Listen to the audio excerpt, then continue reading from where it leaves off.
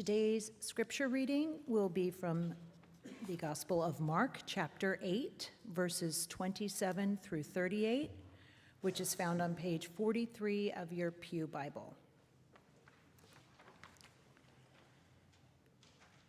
Jesus went on with his disciples to the villages of Caesarea Philippi, and on the way he asked his disciples, "Who do people say that I am?" And they answered him, "John the Baptist," and others, Elijah, and still others, one of the prophets. He asked them, "But who do you say that I am?" Peter answered him, "You are the Messiah." And he sternly ordered them not to tell anyone about him. Then he began to teach them that the Son of Man must undergo great suffering and be rejected by the elders, the chief priests, and the scribes, and be killed, and after 3 days rise again. He said all of this quite openly.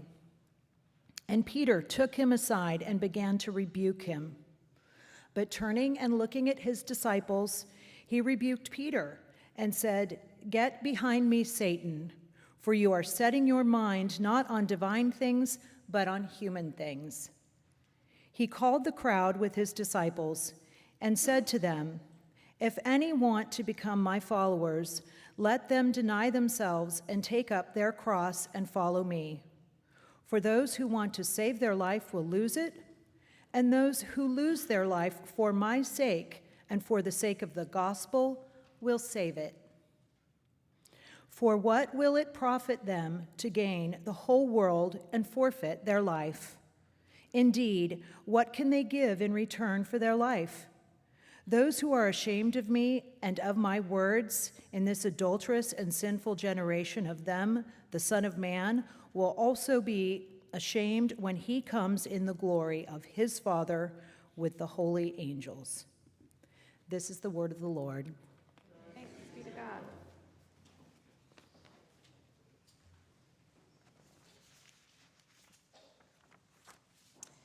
So we are continuing our storytelling theme this month using Mark's Gospel as we hear the old story of Jesus and his love as we just sang. This month, I am inviting each one of us to think about our own story. How do you and I tell the story of our faith? How do you tell the story of Potomac Presbyterian Church? What is the story of our church in the past and as it's being shaped now and in the future? In the Sunday morning adult education classes, we are hearing stories of people in various vocations and how their faith story impacts the work they are called to do in their vocation. This morning in the adult education class, 4 of our church members, Joe Curry, Gail Goff, Bill Hartzog, and John Soul, shared how their faith shapes stories, how that impacts the work that they were called to do or have been called to do as they've served in the military. It was fascinating. It was fabulous. Next Sunday, during the adult education hour at 9:45 a.m., 3 people who serve or have served in the federal government will share how their faith story impacts the work they were called to do or have been called to do in government service. Rob Westcott will share about how his faith impacted his work while serving in the field of economics during the Clinton administration. And then 2 folks from my former congregation, Lewinsville Presbyterian, will share. Linton Brooks served in both Bush administrations in strategic and nuclear affairs, and David Morrison served as legislative director to Representative Jack Murtha from Pennsylvania and as committee staff on the Senate Appropriations Committee. They will also share how their faith stories influenced the government work that they're called to do. In our gospel reading for today that Anne just read to us, Jesus invites his disciples to reflect on his story, on Jesus' story, when he asks, "Who do people say that I am?" Jesus wonders what the story is that's being told about him.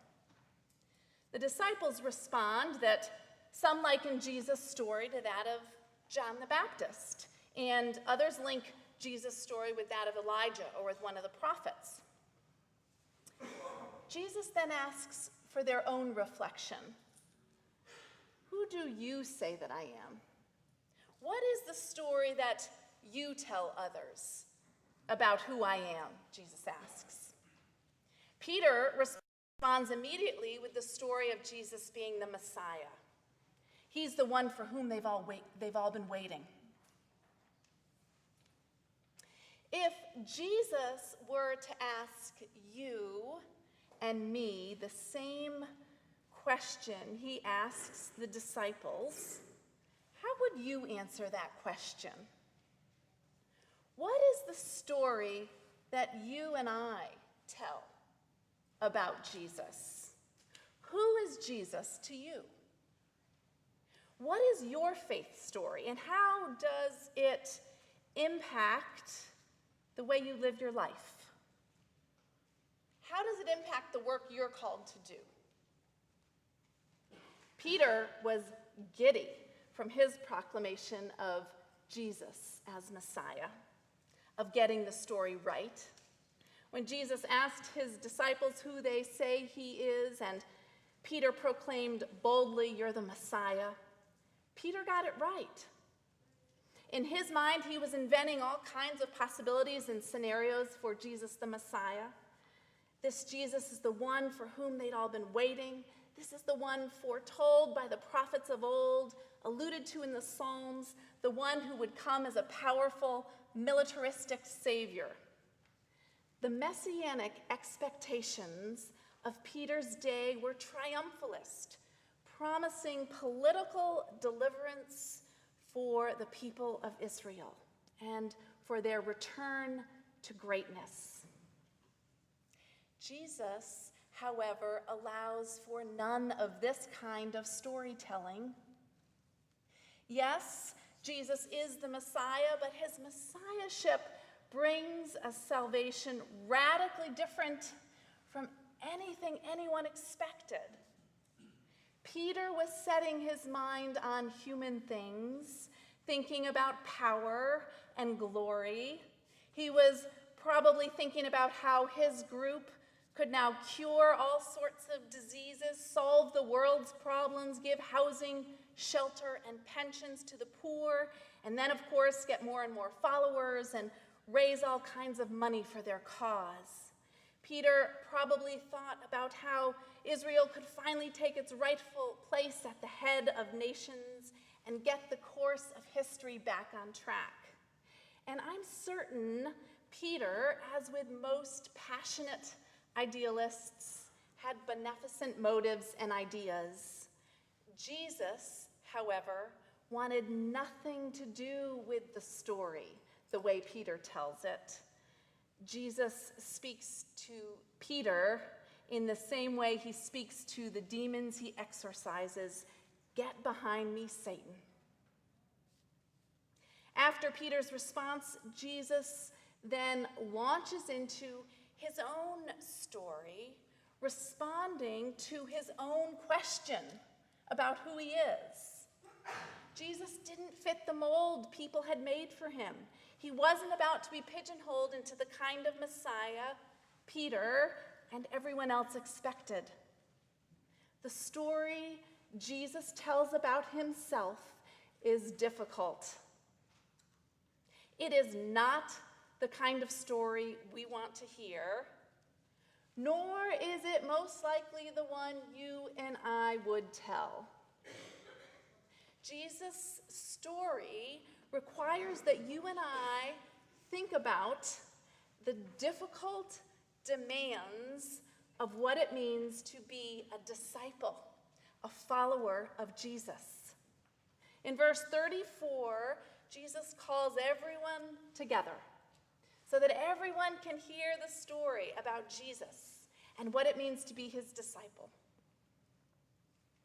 By summoning this crowd, Jesus departs from his usual way of withdrawing from the crowd in order to instruct his disciples. This time he includes the crowd, thus including all of the hearers, including you and me, into the story. And I don't know if you and I really want to hear his story because of what he says in verses 34 and 35. Recall what Jesus says. If any want to become my followers, let them deny themselves, take up their cross, and follow me. For those who want to save their life will lose it, and those who lose their life for my sake and for the sake of the gospel will save it. The story Jesus tells involves the way of discipleship and the cost of discipleship, which means denying oneself, taking up one's cross, and following Jesus. These are the requirements of discipleship which were laid out in the first century and which are still laid out for us today. This part of the story hasn't changed. It's just as difficult today as it was back then. First, denying oneself is not popular. We live in a world that encourages self-exploration, self-aggrandizement, self-concern, self-esteem, self-actualization, and self-fulfillment. Self-denial is not in our vocabulary. We have what we need, and if we don't have it, we buy it. 20th century German theologian and Christian martyr Dietrich Bonhoeffer writes extensively about this passage from Mark's Gospel in his book entitled The Cost of Discipleship. Bonhoeffer writes, "To deny oneself is to be aware only of Christ and no more of self, to see him only who goes before and no more the road which is too hard for us. All that self-denial can say is, Jesus leads the way. Keep him close." The second requirement of discipleship after deny oneself is to take up one's cross. Cross in this passage meant a cross that had splinters and lay heavy upon the back. The disciples can expect to be crucified, as was Jesus. The cross is a dreadful burden from which there can be no relief. The criminal sentence to be executed by the Roman government could be required to carry the crossbeam on which he would be hung. Here, in speaking of discipleship, Jesus opens up the fundamental principle of suffering, which was also to become the symbol of his own life. Bonhoeffer says this in The Cost of Discipleship about taking up the cross. Only when we have become completely oblivious to self are we ready to bear the cross for his sake. If Jesus had not so graciously prepared us for this word, we should have found it unbearable. But by preparing us for it, he has enabled us to receive even a word as hard as this, as a word of grace. It comes to us in the joy of discipleship. The inner logic of Jesus' teaching is that our very encounter with God involves suffering, a losing of ourselves in order to discover those transformed selves which it is God's will that we should realize. The third requirement for discipleship, after denying self, after taking up one's cross, is follow me. And the temptation for me here is to say, if you follow Jesus, things will go better in your life. Or if you follow Jesus, you will fulfill your potential, using Jesus as another technique for getting what we want. And today's gospel implies that following Jesus may be the beginning of our problems. Jesus does not promise here that by following him, things will go better for us. Rather, he promises here that nothing worse will happen to us than happens to him. Personally, I don't find that very comforting when I think about what happened to him. We are to follow him not because he will make us feel better. If we follow Jesus Christ, we say no to ourselves and we say yes to Christ. We say no to our own natural ease and love of comfort. We say no to every course of action that's based on self-seeking and self-serving. Jesus is a Messiah without a Messiah complex. He promises no quick victory, no easy conquest, no instant paradise. Instead, his story compels others to leave self behind, taking up the cross and following him. Again, listen to what Bonhoeffer says in his book, The Cost of Discipleship. He writes, if we refuse to take up our cross and to submit to suffering and rejection at the hands of others, we forfeit our fellowship with Christ and have ceased to follow him. But if we lose our lives in his service and carry our cross, we shall find our lives again in the fellowship of the cross of Christ. The opposite of discipleship is to be ashamed of Christ and his cross and all the offense which the cross brings. Scottish preacher George MacLeod, in his book, Only One Way Left, reminds us of where it is we go when we follow. He writes, Jesus was not crucified in a cathedral between two candles, but on a cross between two thieves, on the town garbage heap, at a crossroad so cosmopolitan that they had to write his title in Hebrew, Latin, and Greek, at the kind of place where cynics talk smut and thieves curse and soldiers gamble. Because that is where he dies, and that is what he dies about.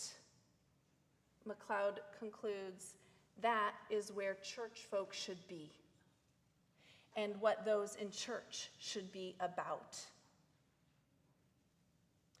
Through the life of this kind of discipleship, the kind that Jesus shares in his story of self-denial, taking up his cross and following, Jesus then actually takes form in us and lives his ongoing life in us.